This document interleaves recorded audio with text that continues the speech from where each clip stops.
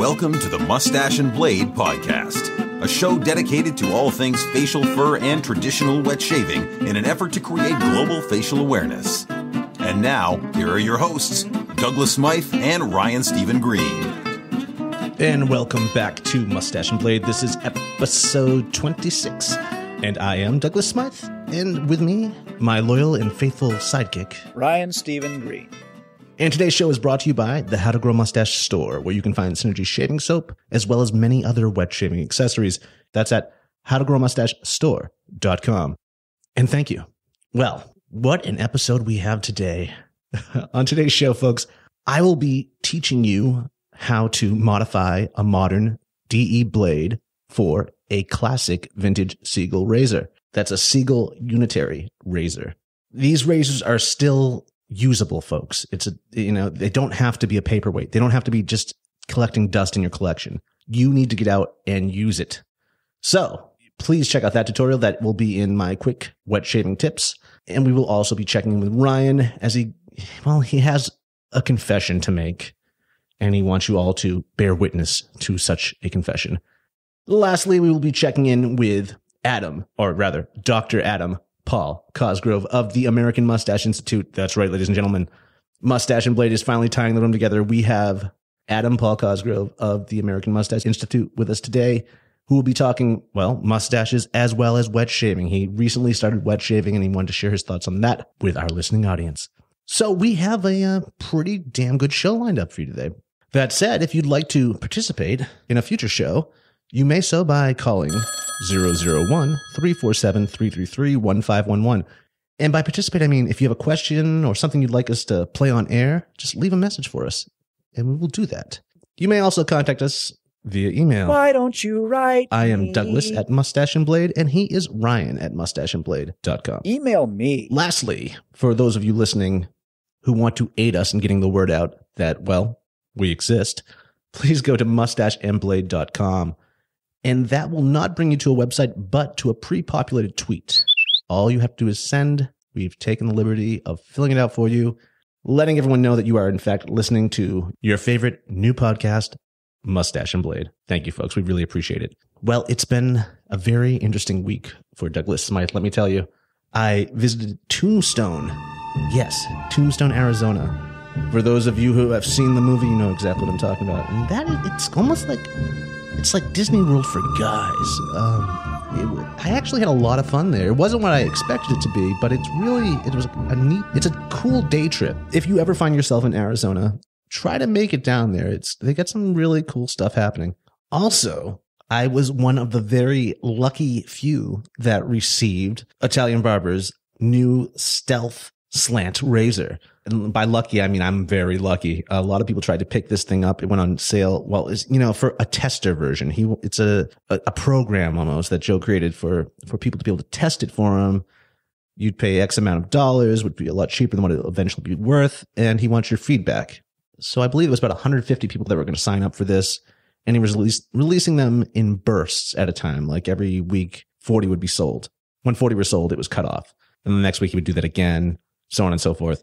Or maybe it was 50. I can't remember exactly. But the first day he put it up, he wasn't ready for this. But in 30 seconds, he had sold 150 or 140. I can't remember the exact number. And so he had to release all of them. So that cut the release dates. There was a lot of people upset over this.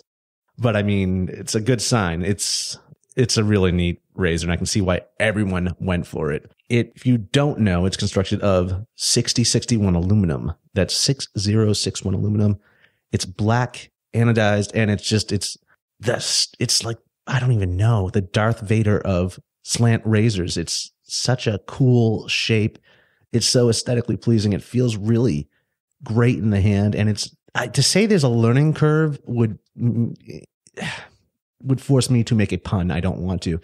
But besides that, there is a slight learning curve to it. I mean, it's really easy to pick up how you use it. The handle almost has to be parallel with your face. You got to see the head, folks, to really understand what I'm talking about. But this is a great razor. After my second pass, I was all over it. And now I've been using it for the last week, and I can't say I've had a better shave in a long time. It's really a unique slant razor, and definitely one for everyone's collection. So again, I was one of the lucky ones. It won't be released to the public. I'm not laughing at you. I'm laughing near you. It won't be released to the public, which the rest of the public rather, until I think it's about 6 more weeks. So we'll say mid-June, you should be able to pick one of these bad boys up. But I highly encourage you to at least go to the website and check out Razor Rock Stealth Slant Razor to get the specs on this thing. It's something to see, and it's something to, well, talk about. So again, enjoyed the shave, enjoyed it. And so that was my week. Tombstone, a new razor. What else? Oh, I also, the first time I used the razor, I chose to shave with, now get this, an 80-year-old stick of Gillette shaving soap. For those out there that are hip to vintage Gillette collectibles, they may know or remember seeing those little brass tubes. Sometimes they come with razor kits. Those were, and you may know this, used to hold the Gillette sticks of soap.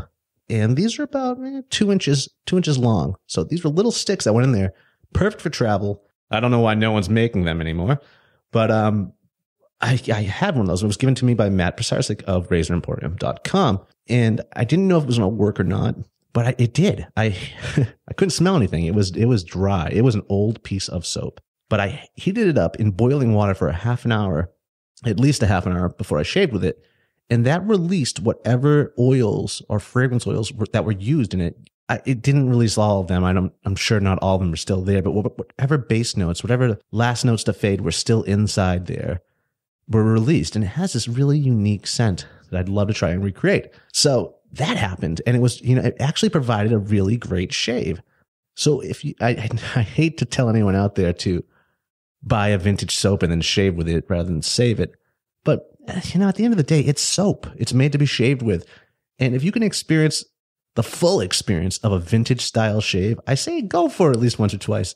So yeah, may I encourage you to pick up an ancient bar of soap, a vintage, new in the package blade from God knows when, and use your vintage razor and see if you can experience what it was like back in the day. Because it is a whole different experience. And with that said, I think this is enough of me rambling. I'm sorry, folks. It's been a long week. It's great to be here. This is like my playtime. I take a day off to record, edit, fix all the kinks, work it. I'm going to go into this too, because a lot of people don't realize what it takes to create a podcast. And people are really quick to critique or judge sometimes. Granted, I love constructive criticism. But a podcast, when you're making a podcast, there's a lot of time that goes into it, especially the more segments you have, the more interviews you do, the editing process even. First, you have to chase down people to interview. Then you have to line that up to work out with your schedule and your co-host schedule and the person you're interviewing schedule. Then you get the interview. And now you have to line up 3 different tracks and then edit each track. You have to pull out stuff that doesn't belong there or need to be there. You also have to remove, although not everyone does this, but all the ums. People say so much. It's amazing how many ums I remove. So there's that. And then there's breathing. Some people will breathe right into the microphone. It's natural. Breathing is natural. Let it be known. I have to remove all the breathing as well. And then that's done. Then you work on the segments. And it's the same thing. You remove the ums, you remove the breathing, you line everything up. Then if you're going to be using sound effects and whatnot, you have to line them up. You can easily have 25 tracks inside your editing software by the time you're done with this. And it's really about lining everything up, adjusting volumes to each track. Then what you would do with each track is compress it. This pretty much keeps the volume consistent on each track. So there's no whispering. And if you do in fact whisper, it raises it up so it's still level with the rest of what's going on the soundtrack or on the recording. So it levels everything out. Then you would equalize everything. Then you would noise remove everything.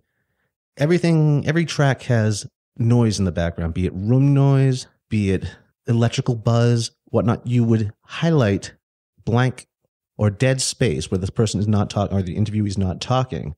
And then you get a noise profile for that. Then once what the noise profile is, you would highlight the entire track and allow the program to remove all that noise at that decibel out of the recording.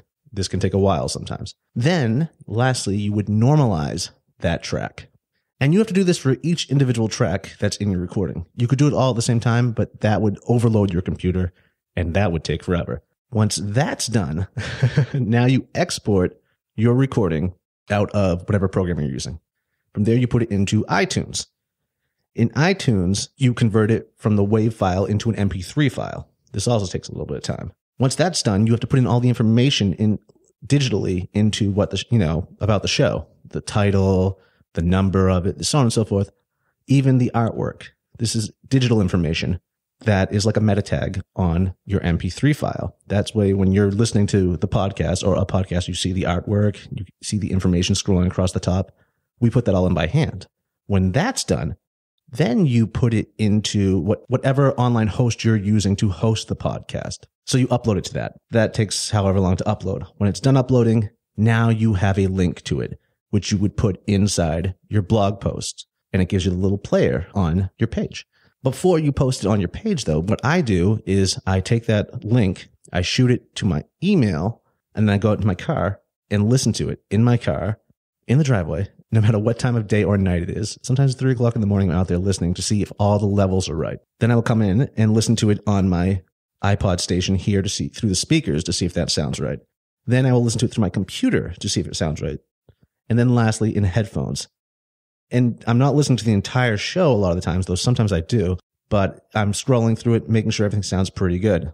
If one thing is off, like the music is too loud, because a lot of times you really don't know what you're going to get until you listen to what has been uploaded onto the blog or the podcast host. So if one thing is off, like music or a voice is too loud, you have to do everything all over again. You have to go back into your editing software where all the tracks are, turn the volume slightly down on that track, and then go through the entire process again, putting it into iTunes, putting all the information there again, putting the artwork, turning it into an MP3, then uploading it to your host, and then going, then sending the link to yourself, going out to the car, to the stereo system, all around. I've done this probably, the most I've done this is 5 times during the course of 24 hours, remixing stuff down. If it doesn't sound good, you have to do it all over again. So a lot of work goes into editing a produced podcast. And I just want people to know that I probably put about 8 or 12 hours into each episode. And I love it, don't get me wrong, but I just want you to know a lot of work goes into making a podcast happen. And I'm grateful for every one of our listeners. And I think I'm done with my rant, because that really had nothing to do with wet shaving, but it might have, because I am speaking about a wet shaving podcast called Moustache Blade. So thank you again, folks, for listening. And now let's get on with the show. Shave on! Men, it is with a heavy heart that I come to you today with a confession to make. You see, we spend a lot of time bashing Mach 5s and such, and indeed, many of us have spent our entire shaving lives using these things, which is probably the very reason why we feel so much animosity towards them, now that we have seen the light, of course. But my confession is this: I have been perpetuating a lie. That lie is that a Mach 5 provides a better shave than a double-edged safety razor. Now, let me explain. From the moment Doug sent me my 1955 Gillette Red Tip, I was hooked. That very day, I ran into the bathroom, couldn't wait to shave. I didn't even know how to make a lather. I just had a very watery, soapy concoction that I used to lather my face. It was not a lather. It was just think of it as water with some soap bubbles floating on top. It didn't matter. Since that first time, I have shaved every single day since. That is a first in my life. At no other point in my life have I ever shaved every single day. So how did I adjust to the fact that this double-edged safety razor wasn't providing me as close a shave as I was used to with my Mach 5? Well, I just adjusted my expectations, and that was, I compensated is what I did. I simply said, okay, the process of shaving is way more enjoyable than the end result, and that's okay. That's enough, because I have never enjoyed shaving before. This is something totally new, and I'm into it. I still have all of these Mach 5 cartridges sitting around, unused, because I had purchased them and then given up shaving with the Mach 5 cold turkey. So just out of curiosity, I wanted to know, how does the Mach 5 shave? How good is the Mach 5 shave? It had been, it's been 10 months now or so since I've shaved with one. I wanted to know. So I just did a little experiment. I prepped exactly like I do when I shave with my Gillette, my vintage Gillette or my Merkur Progress. And instead of using one of those razors, I used a brand new cartridge on the Mach 5. And here is the second part of my confession. It was a great shave. It was nice and close, just like I remember. I did 2 passes, actually. I did one with the grain and one against the grain. Now, I know that there's controversy or discussion, rather, around whether to shave against the grain. I've always shaved against the grain and never had irritation or any problems whatsoever. I'm 33 at this point, so I guess I'm probably okay on that front. But, I don't do it all the time. If I need an extra close shave is usually when I'll do it. But because this was an experiment and because I haven't used a Mach 5 in 10 months or so, I decided, okay, we'll go with the grain and then we'll go against the grain. And lo and behold, it was a comfortable, fast, and very close shave. So now we get to this lie that I've been perpetuating. The lie I've already mentioned. It's that the Gillette Mach 5 provides a much closer shave than a double-edged safety razor does. And part of it wasn't a malicious lie. It was simply coming from the fact that early on in my wet shaving days, I didn't know how to shave yet. I had been poorly trained with a Mach 5, which does all the shaving for you. The comparison between a Mach 5 and, say, a vintage Gillette, is like a 2010 Toyota Camry versus a 1967 Squareback, which actually I happen to be sitting in at this very moment because there's painters in my house. That is a very fitting comparison. So what I came to realize with the Mach 5 shave is that it doesn't provide a closer shave. So the lie that I have been perpetuating, and the reason for this little soliloquy I am providing you at this moment, is I've been saying that a Gillette Mach 5 provides a closer shave than a double-edged safety razor.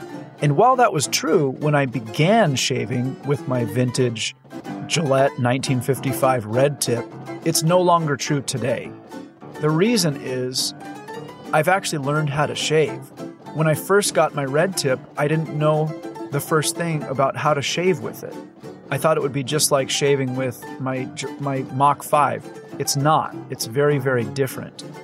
The Mach 5 does all the shaving for you, which is why it's so quick and easy. The head pivots, there's all these blades to catch the hairs that the first or second or third blade missed. It's a very fast and efficient way to shave your face, and it does in fact provide a close shave. I won't bother to go into all the arguments against the Mach 5. We've covered that week in, week out on this podcast. What I will say is that I started thinking about this technique thing, double-edged safety razor technique, and the fact that at first I thought it didn't provide a close shave, and now I realize that it does. What does that mean? I think it means this. When you're using a Mach 5, it's like you're driving a 2014 Toyota Camry. Everything's automated. The thing drives itself. When you're shaving with a vintage double-edged safety razor, or even a new one for that matter, even my Merkur Progress, is the same, you are doing the driving. You're in the driver's seat. It's like I'm in the driver's seat literally at this moment of my 1967 Squareback. This thing does not drive itself. I am thoroughly in control of this vehicle every time I take it out on the road, and that is exactly the case when you put a double-edged safety razor to your face. Your shave is only as good as you can make it. The Mach 5 shave is only as good as the Mach 5 can make it. So the question is, what kind of shave do you want? Do you want the best shave that a Mach 5 can provide you? Which, admittedly, is a dang good shave. As we know, it comes at a pretty high cost. Or do you want the best shave that you can provide yourself? Thank you for listening to my confession. Hopefully it's been beneficial to you, but if not, at the very least, it's relieved this weight off my chest. So I appreciate it. On with the show!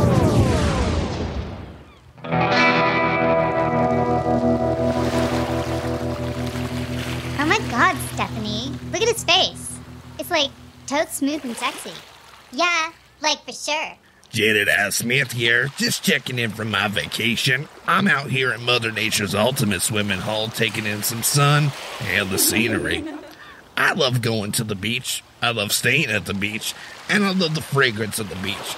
So when I heard that How to Grow a Mustache came out with their new beach scent, you betcha sweet baby, I bought it too, sweet. As soon as I opened the can, it immediately made me want to go to the beach, which is why I'm here today. You can find this and many other fantastic grooming products at howtogrowmustachestore.com. Hey, Jed, want to come play volleyball? Yes, I do. Gotta go, folks. Duty calls.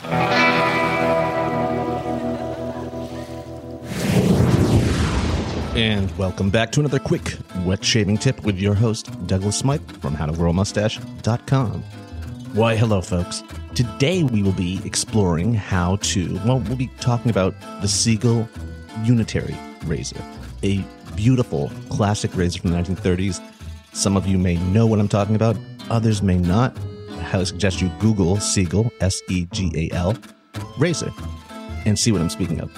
Or you could just turn to the show notes for this episode of Moustache Blade, where I will have a tutorial, patterns that you can use to modify your own blades for this razor, since they're no longer made, and more information, including a link to Wikipedia, where you can find out way more than what I'm about to give you on the Segal Razor, due to the amount of time we have for today's show. So, the Segal Unitary Razor. The Segal Razor was made by Samuel Segal in the late 1930s. Not a razor guy, not a man who was known for producing razors, but a lock maker.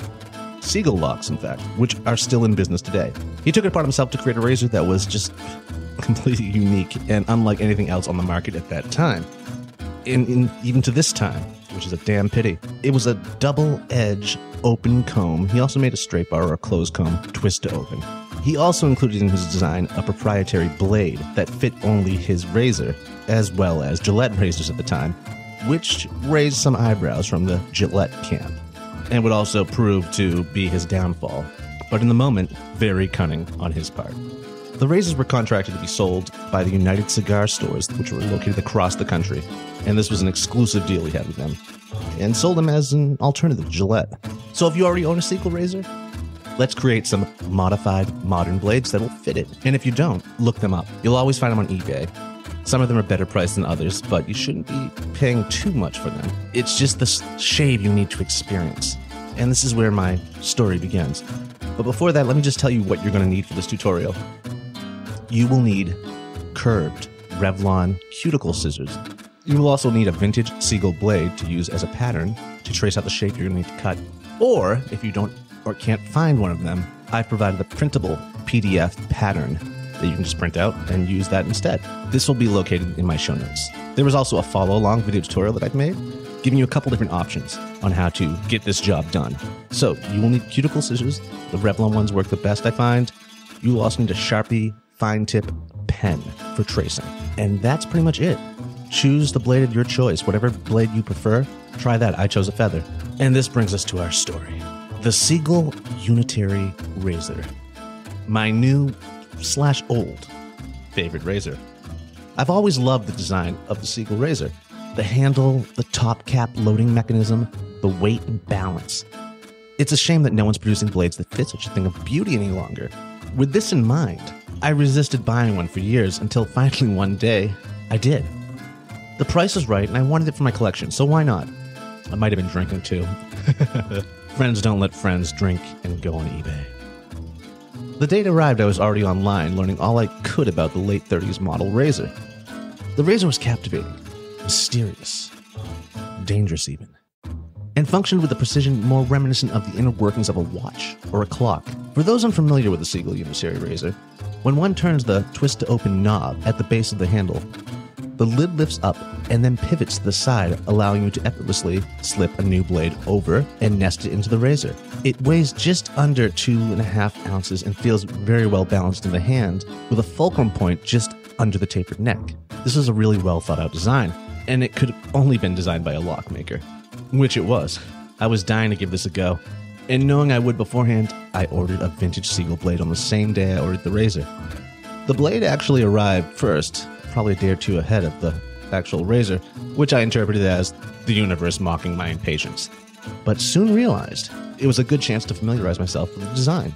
I slowly and carefully peeled off the ancient paper from around the blade and looked at it closely. It was in very good condition for being about 75 years old. The blade, much like I find with all vintage blades, was quite a bit thicker than a modern blade. I loaded it into the Gillette Gold Tone, knowing that it would fit. And it's for this reason that Segal eventually was forced by Gillette to stop selling their blades. Again, this was rather a sly move on Mr. Segal. Create a unique blade that fits both your own razor and your competitors. Yet the competition's blade shan't fit your razor. That cunning rascal. So I took the 3-piece gold tone apart and removed the Segal blade. I then reloaded it with a modern blade, after which I placed the Segal blade on top of it. There it is. I just needed to trace the pattern now onto the fresh blade, and I was on my way. After tracing it with my Sharpie, my first attempt at cutting the pattern was rather sloppy. This had everything to do with the straight scissors I was using. I went back online and did some research on curved scissors. I ordered 3 pairs that day. 8-inch surgical scissors, 4.5 medium surgical scissors, and a small pair of Revlon cuticle scissors. When they arrived, I immediately began experimenting with them. I liked the degree of the curve on the 8-inch scissors in the photos, but in reality, these babies were just too big. The medium scissors were okay, but still too long and clumsy for the detailed work I needed to do. The Revlon cuticle scissors, however, proved the perfect tool for the job. The curve is bent to almost the exact degree of the pattern, and the size makes them very maneuverable. First time I traced the pattern, I used a Sharpie, which I mentioned, which didn't work very well at all. The tip of the marker was much too fat to really get up to the edge of the stencil, so my cuts were always smaller than what they needed to be. This caused buckling when trying to press the blade down into the razor. So I went out to my local office supply store and found a Sharpie with a fine point tip, which proved to work like a charm. Finally, I had everything I needed. I decided to try the feather blade as my guinea pig. The whole operation was smooth and the cut was very clean. Not jagged, like my first attempt with the straight scissors or the larger surgical scissors. It fit in the Segal perfectly. My eyes grew very wide and I just ogled over the razor. After a few minutes of disbelief, I ran to the bathroom to give it a whirl. Amazing! This was the closest shape I've ever achieved outside my local barbershop. Again, I stood staring in disbelief as I held the razor in one hand and stroked my neck with the other. My neck is always a trouble spot, like most men, but it was as smooth as nobody's business. This was ridiculous. My girlfriend walked by the bathroom and overheard me talking to myself at this point. She stopped and peered in with a quizzical, "Is everything all right?" look on her face. I just proudly held up my Segal like a torch and mumbled something nonsensical while encouraging her to feel my neck. She immediately understood, shook her head, and left. She can get very jealous over the amount of attention I am known to give my razors. At least this is what I tell myself. Other people might interpret this as, pity. I couldn't help but wonder, had this little gem fallen from history always offered a shave so clean and close? Or maybe it was due to the fact that I was using a thinner, modern feather blade. I'm still in the process of trying to get a vintage Segal blade sharpened so that I may do a comparison. However, I suspect the modern blade will win. So if you have a Segal in your collection or find one cheap online or in an antique store, scoop it up. I suspect once this secret comes out into the open, thanks to this podcast and a numerous amount of blogs, the prices will double. For those of you thinking that this might be too much work, I implore you to at least give it a try, for it's well worth it. And the whole act of modification really only takes about a minute. And once you start doing it, it's like anything else. You just get faster and better and more precise with it. I do this while I'm watching TV. I believe the Segal will make it into your shave of the day weekly, if not daily. So again, if you are looking or interested in creating your own modified blades, I encourage you to visit our website, howtogrowmustache.com, and check out the show notes for this episode number 26. Included will be, again, a PDF pattern for you to print out, a video tutorial, and a little bit more on what we just spoke of. So thank you again, folks, for joining me. This is Douglas Smythe from howtogrowmustache.com with your weekly quick wet shaving tip. I will see you next week. Now get out there and make me proud. Shave on. And now we'd like to welcome Mr. Adam Paul Causgrove of AMI, American Mustache Institute, fame. Known across the universe. To the show. Adam, how the hell are you? It's so great to have you officially on the show. I am very well, gentlemen. Thank you. I'd like to make one quick interjection. I did not go to 3 months of online nuclear mustachology doctorate school to be Mr. Adam Causgrove. Dr. Adam Paul Causgrove, but thank you for having me. We try baby steps. I think I was trying to say notoriety actually in the beginning myself, so I might want to clear that up now. To our listeners out there, Adam was on one of our first shows. We'll say it was the pilot episode, the lost episode. I think I lost my track. I lost one of the tracks, so you were never to hear that. And but it doesn't really matter. We got Adam now, and Adam since then has picked up a double-edged razor, and he is now a wet shaver among us. So we got that to touch upon. So let's just get this show on the road. Adam, you are the president, the glue that holds the American Mustache Institute together at this particular moment in time. Can you give us a little background or bio about yourself? Just introduce yourself to our listeners. Excellent. Yes, the American Mustache Institute, well known throughout the great United States as one of the 3 most brave organizations known to man, behind only the United States Army and the post-Jim Henson Muppets, as we like to say. What does the American Mustache Institute do? In short, we fight for the rights of the sexually dynamic mustached American lifestyle. So we are here to make sure that there is somebody in the corner fighting for you. When the bald-faced man tries to come down upon us, you will have the AMI fighting for your rights. Amen. Amen. And I took over, I think we actually spoke in October of last year. I took over in July of 2013. So we're coming up on the first anniversary of my helmsmanship, and which coincides with the relocation from St. Louis to beautiful, snowy Pittsburgh, Pennsylvania. I am looking outside right now. It's April 15th and snowing like you wouldn't believe. Oh, that's unreal, man. It's like 80 degrees here in Arizona today. Ryan, how's it over there? It is. It's the much lauded perfect day in Los Angeles today, I'm afraid to say. Sorry, Adam. Yeah, we just broke 30 about an hour ago. So. God, I don't miss those days at all. Goodbye, snow. Excellent. So now, how did you stumble into the role of taking over the AMI? Well, as I know, Douglas, you're aware, in 2012, I was bestowed a pretty huge honor. I was the 2012 Robert Goulet Memorial Mustached American of the Year Award winner, which is the annual award given to voted upon by Americans all across the country, the person who embodies the mustached American lifestyle the most. I received just under 67% of 1.4 million votes, and they flew me out to Mesa, Arizona, which is right around where you're at, I believe. Yeah, exactly. It is. It was great. When I got back from Arizona, we flew into Pittsburgh, and it was snowing then too. So I just am constantly surrounded by this. But yeah, so I got that. That's how I really got involved with the AMI. I'd only heard about them a few weeks before when I was told that I had made the final 15. And I kept in touch with Aaron Perlett, who was the founder and the former head of the AMI. We had a lot in common. We shared many a 24-ounce Pabst that weekend. And one thing I found in Arizona, people will only drink clear tequila with you. It was the only shot anybody would do. So after 2 days of that, we were forever bonded together, Aaron and I, and we kept in touch. And over the next few months, he kind of came up with this idea and put it towards me about taking over the AMI and helping more or less the day-to-day and the media stuff to go along with it. So long story short, here I am. Now, what's your background? What really caught his eye besides the Pabst? A little bit before I won that award, my cousin and I, we started a nonprofit in the Pittsburgh area, but pretty much all of Western Pennsylvania, focused on community involvement and fundraising. And, at the heart of the AMI, aside from just collectively looking very handsome all the time. It's mandatory. It just comes with the territory.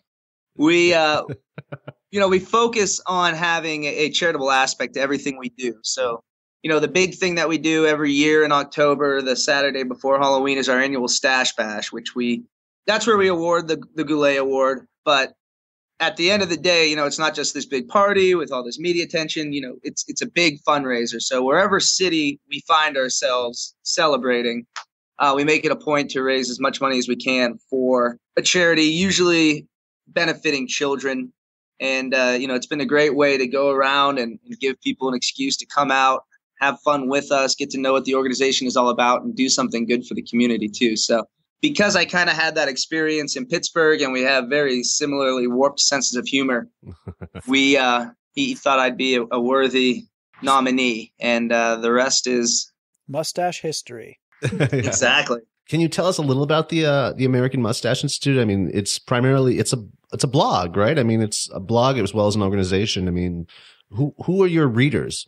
It's it's great. We have people can sign up if you check out the website, and it's AmericanMustacheInstitute.org, and it is an actual nonprofit entity through Pennsylvania. We have everything covered from social media to the blogosphere, like I said, and to events across the country. The blog and the website are really popular. Our Facebook page is we just crossed over 20,000 followers on that.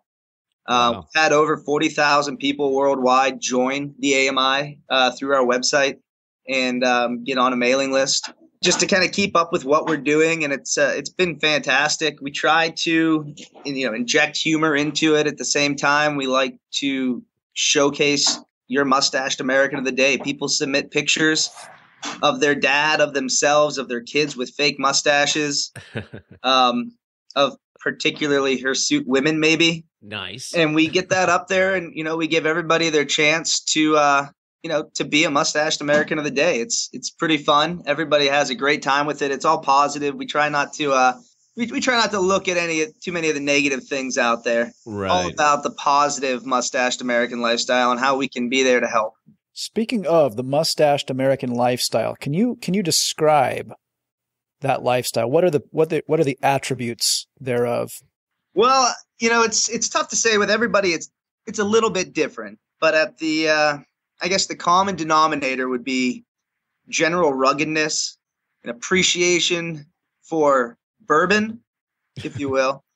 And I will. Primarily sharp cheeses. We tend to stay away from the softer and the cream cheeses, but as mustached Americans, I'm sure you both understand why. Oh yes, only too well. Save some for later, perhaps. Yeah. The flavor saver. Yeah, just support for everybody.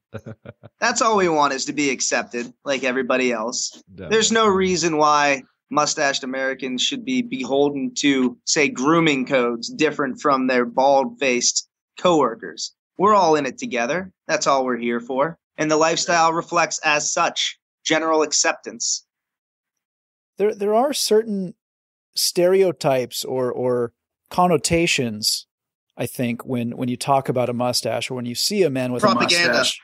Yeah, I've even heard that some professions are encouraged to not wear mustaches because you might not get clients, or you might not be taken as seriously or trusted. What are these? Where are these coming from? What's behind this? If you take a look at at our website, especially on our blog page, you can go back to last October and see about a study that we did with wall trimmers. And this is actually very true. We had a professional statistician help put together a questionnaire for us. We had about 1,800 people reply, and we did an 8-city mobile tour on the way to Pittsburgh from St. Louis, all up through Ohio, and then basically through the Rust Belt with a stop in Nashville pretty early there, to focus on mustache-positive employers in each city. So what that was is it was what employers in the respective cities most wholeheartedly welcome their mustached employees. On the converse to that, we actually found there were a number of mustache-negative employers. And we decided to take the high road there, and not exactly call them out, but we reached out. And I would say in Pittsburgh, without giving away who it was, but one of the big employers in Pittsburgh, actually 2 employees of them reached out to the AMI and said that they were on the verge of losing their job if they chose not to trim their handlebar mustaches. Wow. We sent them an email. The vice president of human resources wrote back to us, and we spent the next 3 weeks going over changes that they could make to their grooming guidelines. And sure enough, the American Mustache Institute prevailed. And this employer of well over 15,000 people, one of the biggest employers in Western Pennsylvania, effectively changed their grooming standards to allow for well manicured lip cardigans, if you will. The next step there is, two men out of 15,000 employees only wearing a mustache. That we gotta improve those numbers. The difference was they were allowed to have mustaches, but they weren't allowed to have any sort of graspable, the extremities. They weren't allowed to have the styled mustaches. It couldn't be too fancy. Too fancy, taken away from the other guys, I guess. But, the thing is, what it boils down to, and I'm sure you come across this a lot with people, that do the wet shaving and that get into these sort of this sort of lifestyle, is that people really, they grasp onto their mustaches or their facial hair as part of their self-identity. That's not a bad thing at all. And to kind of hold that over their head, their job, their livelihood, that's just not right. No, then it becomes communism. So it does, in the worst sense. Yeah, the worst.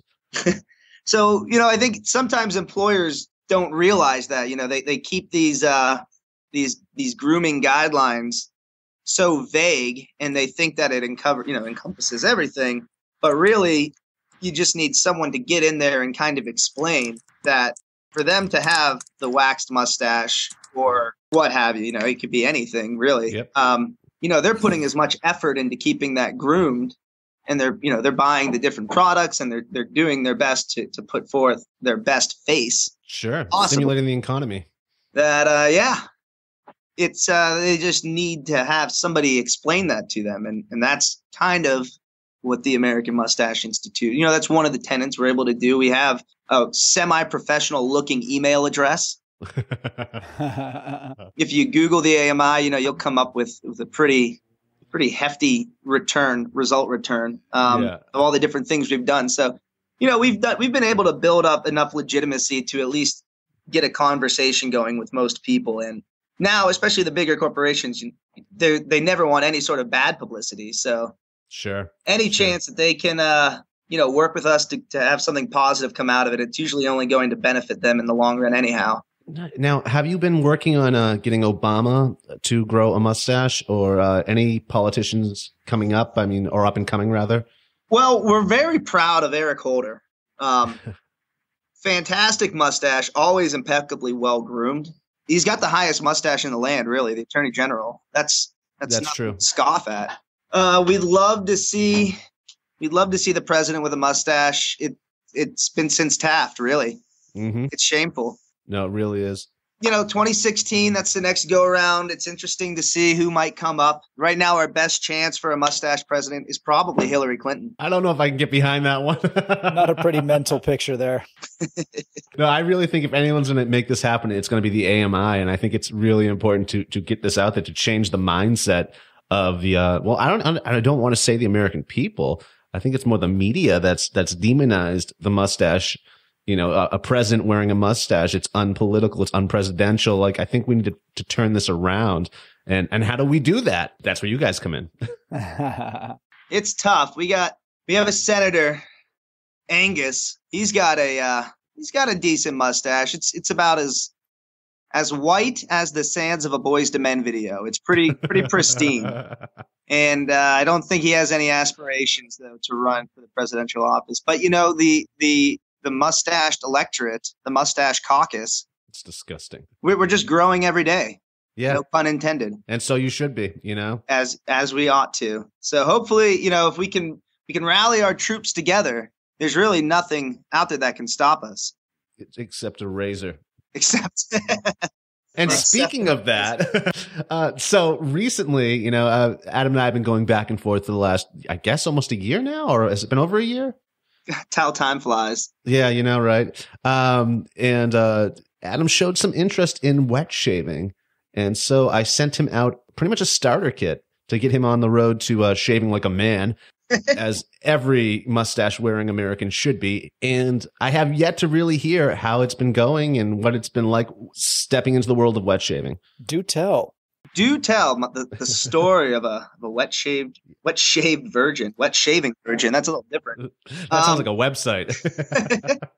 So it was, I was really interested in doing this because for me, shaving was always sort of it was something I really lamented having to do. I operated with, the Mach 3 kind of deals or whatever have you. Yep. And I always had a hard time sort of getting a crisp, clean finish on the underside of my mustache. I know that well. And I mean, I know you guys have seen my pictures before, and I usually have a handlebar mustache or an English mustache, but it's pretty significantly grown out. So what really got me interested in doing it was the idea of it being a single blade. Right. How long ago would this have been? This probably was late October. I had the dreaded shaving accident. Oh, right. And that was actually right before the last time we talked, I think. Yeah, I think it was just a couple days, and I was still in the throes of just horrible depression.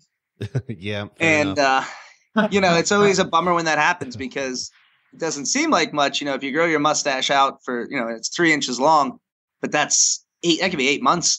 Oh yeah. No. Big time commitment. Yeah, it does not come back easily. So what I did was... Wait, how did that even happen is what I want to know. What was going on? How do you accidentally shave off your... I know Ryan's guilty of this as well. It happened to me. Yeah, definitely. Yeah, I think that was subconsciously, though. I think there was something else at work in your case, Ryan. But Adam, I mean, what was this, a self-destructive impulse? I mean, no, absolutely not. Okay. This was... it's when you have those 3-blade razors that are about the width of your pinky. Yeah. It's really difficult to have a clean finish on the underside of. Right. Especially when you got to hold them all back.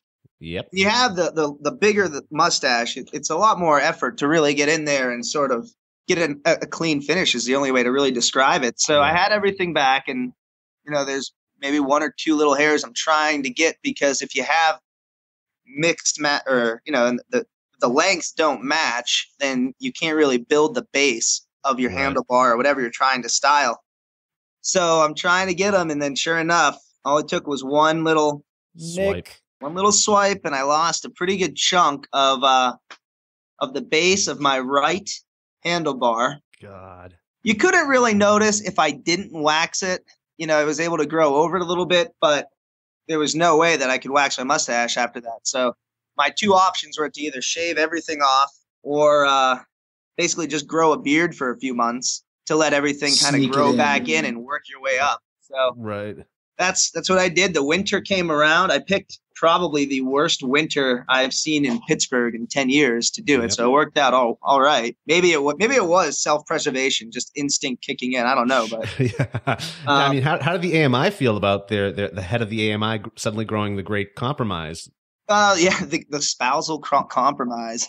I just looked at it more as training wheels as to getting back to my livelihood. Yeah. And I have no problem with beards. Not everybody can grow a mustache. Not everybody has a chin that they want to show off to the world. Sure.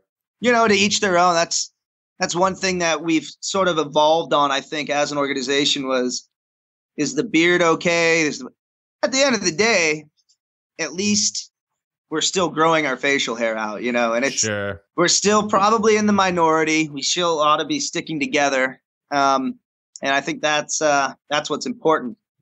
But, when it was all said and done and I was able to trim everything down, I went to our local, this guy, his name is Mike Sharina, out of Mr. Grooming and Goods in Pittsburgh. And for the first time ever, I treated myself to a barber wet shave. Wow. Nice. It was on my 30th birthday. I had a 5-month beard going. I said, it's time to just get me back to who I'm supposed to be.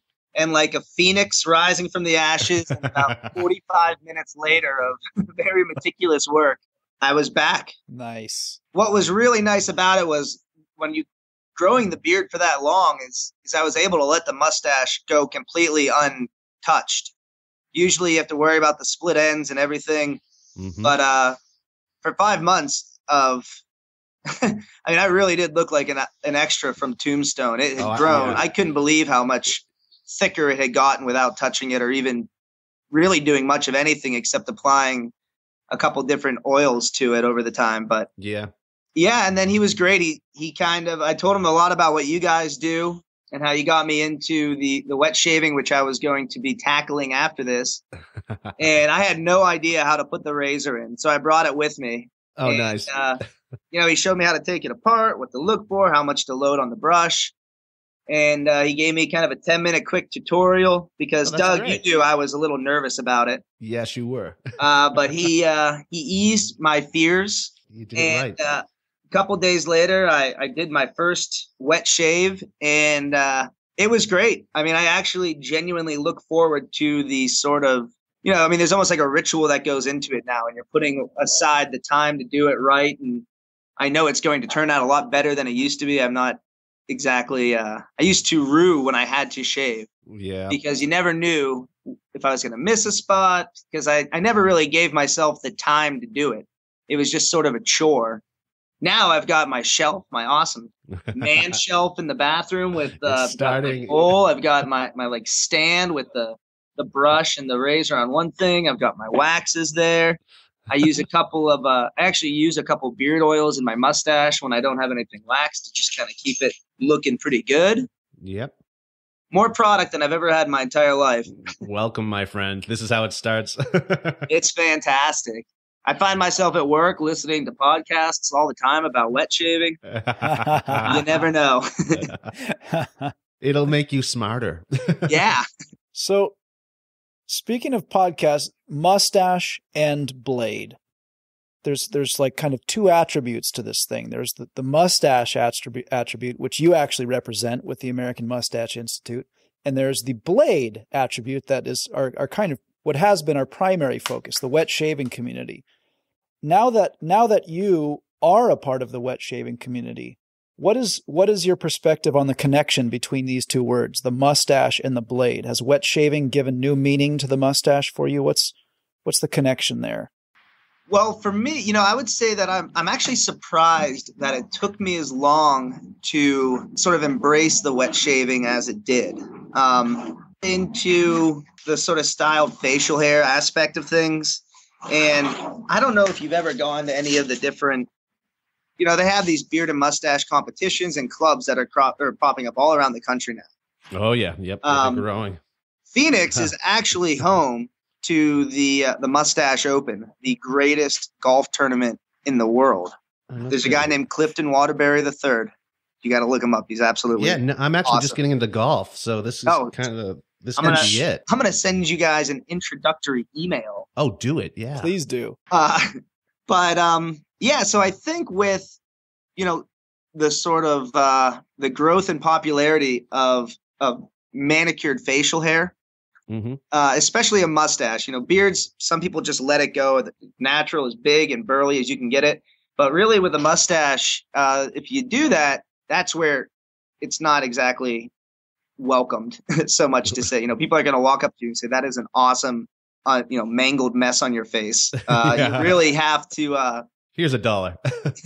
Yeah, you really have to put the time and effort into making it look good. And I think, wet shaving makes you put the time and effort into doing it.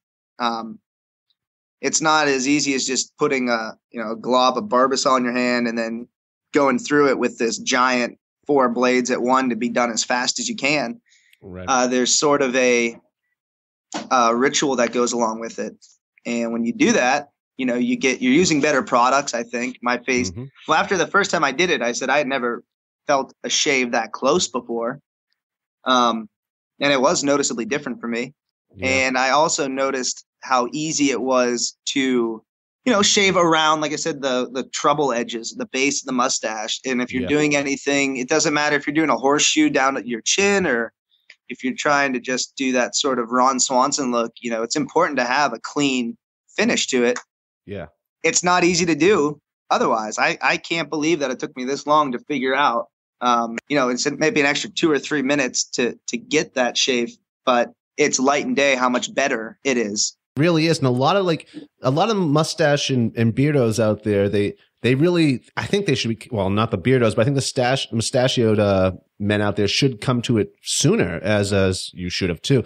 Only because you got to release the mustache. You have to shape the mustache, especially if you're competing. And you can't use a Mach 3 to do this stuff with. You need the proper grooming tools besides a mustache comb. You need a proper double-edged razor as well. And it'll get in there, and it's closer. You can see where the blade is, where it's happening. So you can really shape it. It's kind of like a no duh type situation here. It really is. It changed my life too, especially under the undercarriage of the mustache area. There's nothing that can get closer and shape it as well. I mean, they do make a few classic grooming double-edged razors out there too, but unfortunately the blades aren't that sharp, so you end up pulling out hair more than cutting it off. But with that, Adam, do you have any tips, any mustache styling tips you'd like to share with the population? Really, I would say probably the newest thing that people ask me all the time. They email in and say, how do we do this? I will say over the past month that every email, I make it a point to say, look into the traditional wet shaving to be one. Oh, yeah. Nice. Good for you. Oh, absolutely. I've been converted. Nice. It's another one, Ryan. There you go. Conversion experience. The other thing is too, I have my own personal brand of wax that I really like to use. And I'm going to go ahead and say, Can You Handlebar? If you've used that, Doug Geiger out of Royal Oak, Michigan. He's been one that I've it just works for me because it's a really firm hold. I know you guys have one that's good. Mm-hmm. There's Count Justinian. There's so many good waxes out there, and what's really cool is that over the last few years, it's sort of this niche market where there are so many people that have very different, things that they're looking for in a product. Right. That when there was only Clubman, for the longest time, that used to be the only thing that you could use was Clubman wax. Yeah. Yep. And it just doesn't work. My little brother, I have a really thick mustache. Like it's like 5 times the power that my little brother could ever hope to have. I hope you hear that, Sean. Because of that, if he were to use the really firm hold wax that I use, it would just pull his out. You know what I mean? Right. So I tell people all the time, look at the different types that are out there, and luckily for us, they're not that expensive and they last for a really long time. So it's worth it to try a few different ones. And then also beard oils.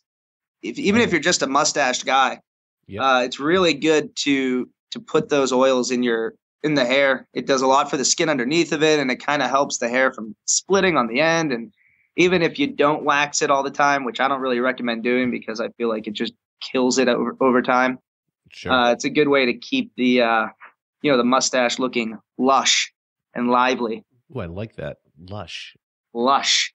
I recently was giving I answered the same questions as you can imagine, probably every other day too. I started just altering the way I would answer it was almost like a template at first. It wasn't a template, but I was writing the same thing every time. And one thing I noticed in writing these things every time or replying to these questions is it would naturally evolve my answers. And there were some light goes off type moments too as I'm penning this stuff up, because I'm writing the same old thing I've been writing for the last 2 years. And it's like, but even my mustache has evolved. What I'm getting at here is the twisting. I think the twisting of the mustache is really like a myth. You don't really want to twist up the handlebar, but you want to bend it up, because the twisting, during the course of the day, it'll start untwisting. It creates like this resistance, and it will eventually pull out the wax. So if you're using a lighter or a medium hold, that twist is going to eventually unwind. So if you can mold the handlebar, a lot of people don't think about that. They think, what they've seen on TV, they see the cowboys twisting and whatnot. And that's really not how you maintain a proper mustache. Another thing I've noticed is heating up the comb. I use a regular head comb. I hate those mustache combs. They're too thin. The teeth are too close together. It pulls out the bristles and the whiskers. They're just a ripoff. Nothing like a good old fashioned. No, they really are. They're horrible. And but the people are making a lot of money on these things. But if you're growing a stash out there, I recommend highly using a head A good old-fashioned plastic comb with the 2-size teeth. Nothing beats those. And another thing I do is I either put it in a Ziploc bag and heat it up under the faucet along with my wax, or just heat it up in hot running water and dry it off first. And now the brush is hot too. And that helps in raking the wax through the stash, especially the harder waxes. Have you come to any of these conclusions on your own, Adam? Oh yeah. I would say, you're right on with that. And I agree with you. The way I would have answered that question, maybe even 6 months ago, would have been different. Yeah, exactly. It's really because as everybody's there are some things that are true all the time. Like you said about how you twirl the mustache. Another thing too is you got to be careful about when you put it in. You don't want to pull the mustache through or pull the wax through. Yep. Because what you're going to do is you're going to see 2 or 3 of these mustache hairs on your hand, and you might not think that that's a big deal, but proportionately, as opposed to the top of your head, 2 or 3 mustaches is almost an acre of really good farmland that you're just hurling away. An angel dies every time I pull out a bristle. Every time. Every time. I can hear them. And I will say the hardest lesson that I learned personally, that I always make it a point now to tell people that are new to it. Mm-hmm. I used to just put the hair dryer like directly to my mustache to melt the wax through. Right. Did not know that you could burn hair. Yeah. Smells like chicken. It smells like burning chicken. And there is no coming back from that. I mean, you absolutely have to cut it off, or it's just going to look like a flayed mess. Yeah. All the time. Yeah. So, I agree. Those are little things, but as much as you can tell people, especially with products, I never really recommend products so much as I just tell people what I use. Sure. And even that would change for different styles. I mean, I've done things where I've had to use hairspray. Yep. Oh yeah. Which I have very little experience with hairspray. My wonderful fiance and her Bang flatteners, whatever those heating things are. Oh yeah. Yeah, they work great. I would really recommend having a beautiful woman help you do that so you don't burn half your face. But I recommend having a beautiful woman helping you do everything. Yeah. There you go. The first lady of the American Mustache Institute is very patient. She says hi. Hey. She sits here and just judges. Right. Fair enough. And raises a glass of wine. Salud. Yeah, it's going to be different for everybody. I have guys that I know that love got to be hair gel. Oh yeah, okay. That really hard finish. They like to put a something in and it not move for days.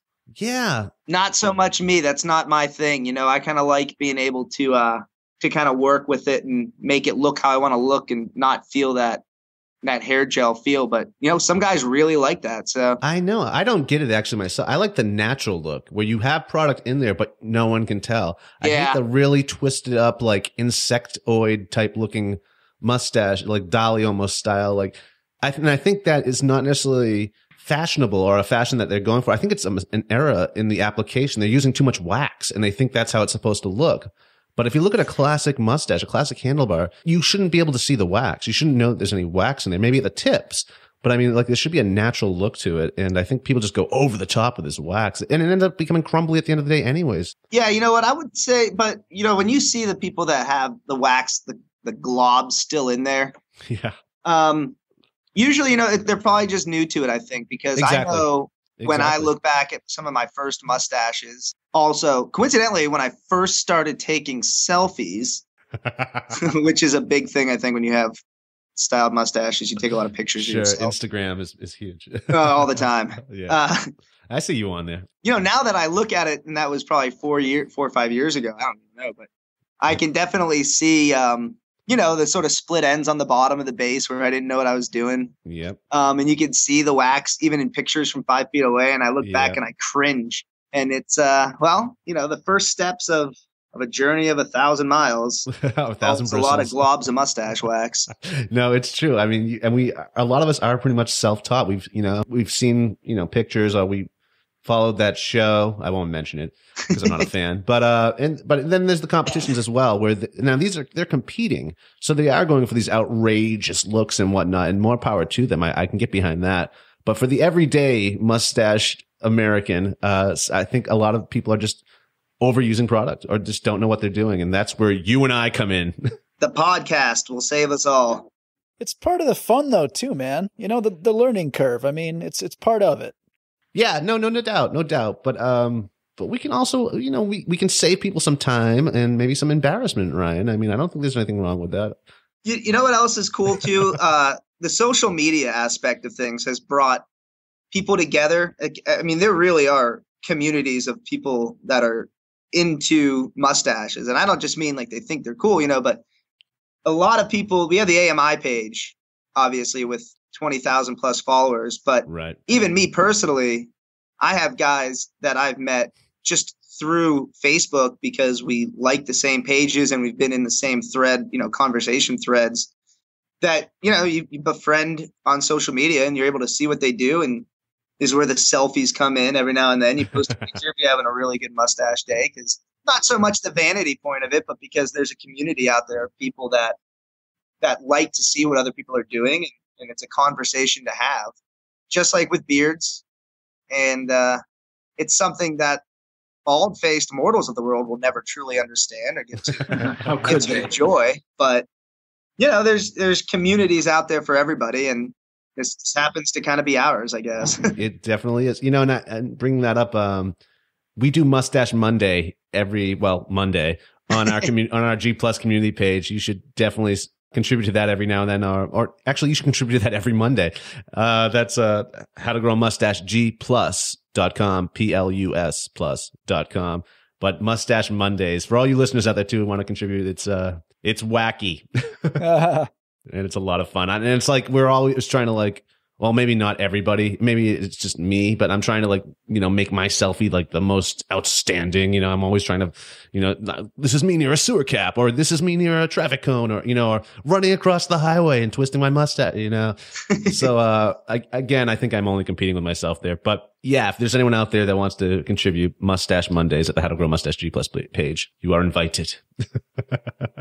I'll be Adam, there. I'd like to ask you. There's over the last few years, we've seen this boom of mustache paraphernalia. Anything from, you know, mustache socks to Band-Aids to posters of Marilyn Monroe with a mustache to whatever I it is. haven't seen that one. There's a whole with mustache. Yeah, tape, I have that. Yeah. I get all the gifts, and that's one of them that I don't even know when I'm going to use this. Mustache corkscrews. The list goes on. My question to you is, what is the American Mustache Institute's stance on this phenomenon?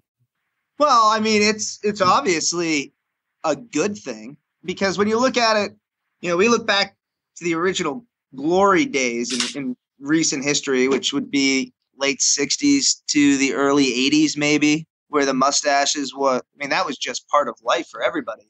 Sure. You couldn't, the goal was to grow a mustache. As soon as you're able to do it, that's when you became a man. So, and then, you know, the dark ages came about, glam rock and boy bands, and it was just sad. There were a lot of pastels being worn. So it's good to see now that it's been sort of reintroduced, you know, to the culture where it's a huge thing. Maybe it's peaks and valleys. You know, I think that almost every fashion is sort of cyclical and it'll come and go and come and go. At the AMI, our goal is to just stay all the time. You know, we want to hit our peak and plateau, if not continually rise. So it's great. I can't say enough. It's awesome when people come up to me and ask for a picture. I can't tell you how many times they do it, and then they have a mustache tattooed on the inside of their finger, so they can have a mustache at the ready at any given moment. That's probably the greatest compliment any female can give to the mustached American lifestyle. Is to tattoo a mustache on the inside of their finger. Is the tattoo of your mustache? I'd like to think so, but I doubt it. I would say it's just the hipster. Depending on the size of the finger, the style of mustache, I guess. Yeah, it's great, and I think that was Doug that said that. But yeah, every mustache gift you could imagine, I think I've gotten. The mustache duct tape is the perennial Christmas stocking stuffer now. for for pretty much any mustached American out there. No, it truly is. I don't even use that much duct tape, so I'm collecting it. It's piles of. I just have this ability to fix anything now. Yeah. I could fix a plane if I had to. Christmas is always fun because I've come home with so much mustache paraphernalia. It's ridiculous. And this is stuff I just don't seek out on my own, but people seem to think that I need mustache trinkets. How often do you get the picture message texted to you because someone was at Target and saw something? Oh God. The display, where was I? I was at Staples not too long ago, and I was up at the register, and this was during Movember. So they had the whole display there. So I felt like, like the guy wearing the t-shirt to the concert. So I'm at the register, and the lady's like, "Oh, did you see our display?" And I was like, Yeah, I saw your display. Display cheapens what I'm all about here. And I got really close to her too, so she could probably see, what the little bit of wax that was still on my mustache, I'm right in her face, like, no. And she's like, "Oh yeah, I'm not really too happy about it either," or something like that. Maybe I was just having a bum day. But those displays, especially in November, it's just like, I look at them as exploitive. That's my stance anyways. I can't get behind all the some would say it creates awareness, but for me, I think it just cheapens what I'm about here. There, I said it. Well, I would probably take the more politically correct route. Yeah. And say, at the end of the day, people, I imagine people could say the same thing about the American Mustache Institute, and that it's because of the bulk of what we do is cloaked in humor, it's pretty easy maybe to dismiss it, but, we're here to have a lot of fun and to give people this sort of community or a platform to promote it. And a couple times a year we can get together and drink more than our respective spouses would like to see us drink and raise money for charity. So you guys are doing a great job. You've interviewed so many people as well. Even Ron Jeremy was on there. Yeah, that was one of the good ones. That was a really good one. It was eye opening. Yeah, we've got some in the works for the next year or so. I think you'll see a couple cool ones come out. We're talking to some different people, and what's nice is, we have Aaron Perlett, who's out in St. Louis, and me being in Pittsburgh. And we've brought a few other people into the fold from all around the country. So that get into what we're doing and really help us kind of grow the organization, that our reach now is so much further that we're not just, beholden to just Pittsburgh or just St. Louis. We can arrange for something to come up almost anywhere now. So who knows what's on the mustached horizon for us? The mustache agenda. I believe that American Mustache Institute was involved, or is involved rather, with the Stash Page in Portland, Maine, and the Mustache Film Festival. Is that correct? We've been peripherally involved. The guys who do that every year, they reach out to us, and we try to be as involved in promoting what they do as well as almost any other mustache fundraiser that people reach out. The only one we kind of have to draw the line on are the Movember individual pages, because when that rolls around, I'll get, over the course of a month, 2,500 people asking if we can share the link to their page. So for something like that, we kind of have to say sorry. We just couldn't pick one person to do it for, but we'll support your endeavor, and we'll post a picture of your sweet mouth brow if it warrants it, if you believe in it. But yeah, guys who do, the different the Mustache Movie Fest and Stash Page up there. And there's a big, mustache bar crawl they do in Chicago every year. And, we see them crop up all around the country. And if people reach out and ask us to, get involved, we're more than happy to use the power of our social media outreach, and we'll welcome almost anybody as a guest blogger to put one out there. A lot of times what it does, probably more than anything, is it gives them an opportunity to present it to their community that, hey, it's gotten the nod from the national organization, and then people take maybe a little more notice. So hopefully that gives them the opportunity to bring more people out for their event. That's the goal at the end of the day. Yeah, and then we do our own event, shameless self-plug, the Stash Bash every year. And that's sort of what everything that we do culminates in. And we move all around the country. It's been in Chicago and St. Louis, and last year Pittsburgh, as our inaugural year, our inaugural event. We had it in our hometown. Yep. And this year we're very excited. We are actually, this will be the first announcement, guys.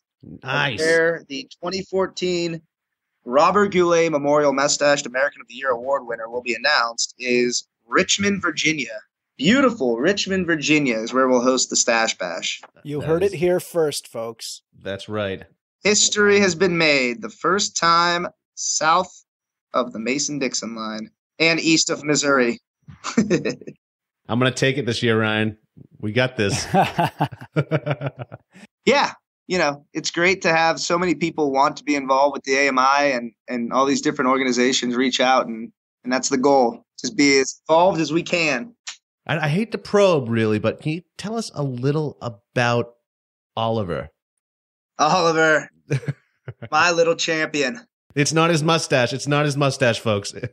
That's actually, if you see the picture with a mustache on him, somebody in Boston took the picture of me and copied my mustache, shrunk it down, put it on him, and then made it his Twitter avatar. And randomly somebody asked if it was me, and it was the creepiest thing I'd ever seen happen, because all of a sudden there was me and my dog, somebody using it on Twitter. But Oliver is he's my Jack Russell Terrier, short for Oliver Hazard Perry Causgrove, the maritime war hero of Lake Erie. That picture has been the almost the catalyst for winning. I would say winning. For Oliver put you over the top. Staying involved with with being involved with it. I've gotten a lot of traction out of that, and as professional, I mean, that picture turned out so well.